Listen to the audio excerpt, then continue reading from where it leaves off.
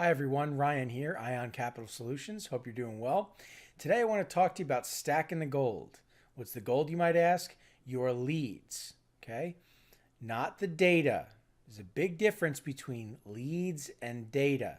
You see, when you go through data, you're trying to find interested parties. Those interested parties are leads. Then you need to qualify those leads in order to have quality, qualified leads. And that's where you start, right? It doesn't mean that automatically they get funded. That's where you start. So you're going to be navigating a lot of data, qualifying a lot of people. Are you neatly stacking your qualified leads? How are you doing that? Well, let's talk about it.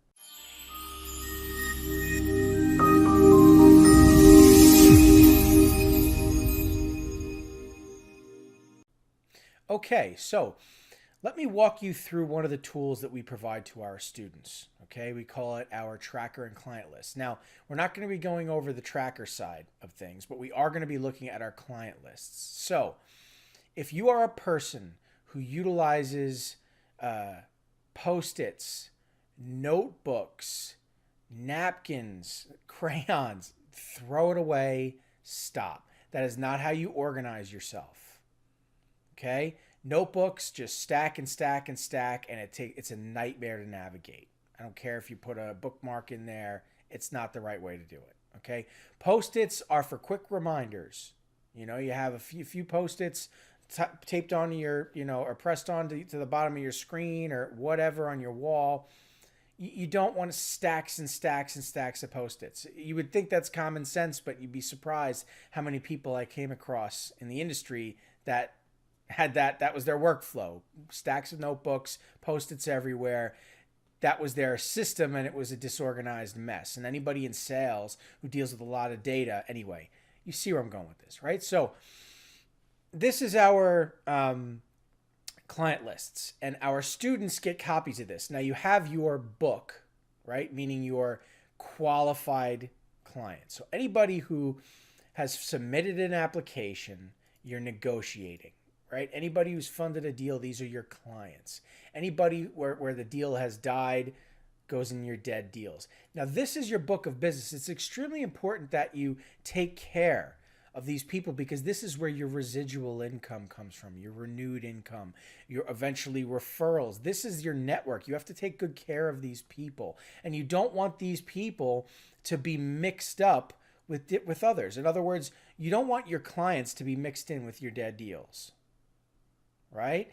You don't want the people that you're negotiating with to get lost in those dead deals, whatever it is. You have to separate these people, and certainly separate them from people you've never actually done business with, people who haven't submitted documents to you, right? It can't be just one big cluster of data, right? So this is where the end of the pipeline goes. But the beginning of the pipeline, it goes to active leads.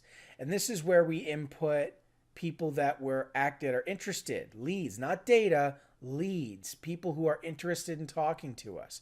And then we follow up. Now you're going to notice in the categories, we have first name, last name, email, number. Now, why do we have that? So we can easily pull contact information, pull this, put it into a quick email blast to shoot out and reach out to people, right? So, hey, people in this list have not yet applied, right? Shoot out an email, please apply, right? If you want to go over to here, right, you're talking to people who you're negotiating to, and you have a new offer, right, some kind of special limited time offer, you want to shoot out a quick email, let them know. People where deals have not gone through in the past, but you've recently adjusted your capabilities, they should give it another try, right? You can do a quick email blast.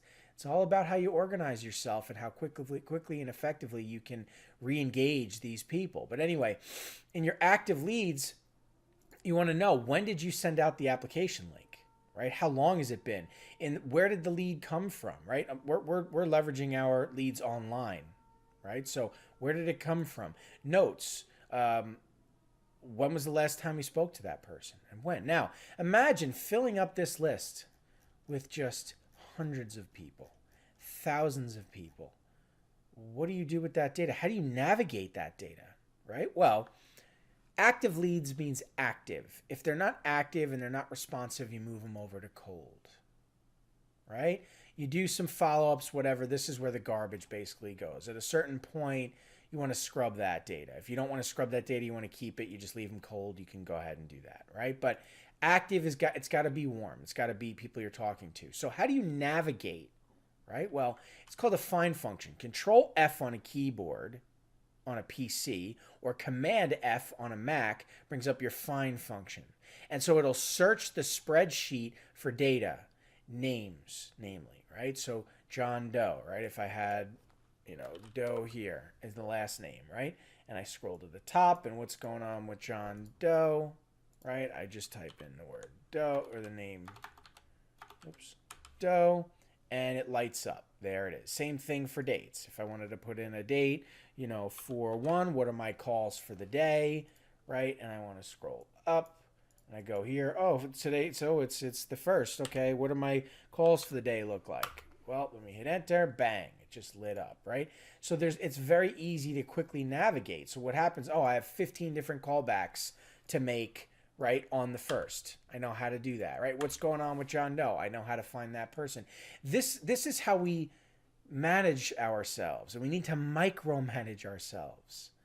And if you're not neatly stacking data and leads and qualified leads, the gold, and you're not effectively re-engaging these people and organizing and following up, I'm sorry, but you don't stand a chance in sales. It's just the truth.